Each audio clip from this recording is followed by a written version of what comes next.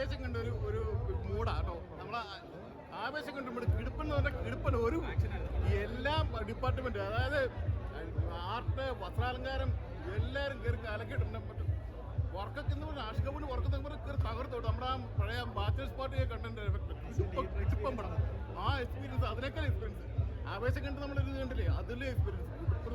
കിടുപ്പം പടം ഒന്നും ഞാൻ പറഞ്ഞ ഒരു ഡിപ്പാർട്ട്മെന്റ് മോശമല്ലേ, എല്ലാ ഡിപ്പാർട്ട്മെന്റും കയറി കലക്കി മാറി.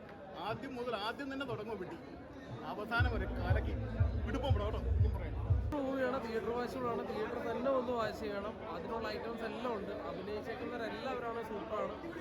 വാണിഷാ, അതുപോലെ തന്നെ വിജയരാമന്, പിന്നെ എടുത്തു പറയേണ്ടത് ദിലീഷ് പോത്തനും അനുരാഗ് കാശ്യപും തമ്മിലുള്ളൊരു സീൻസുകളുണ്ട്.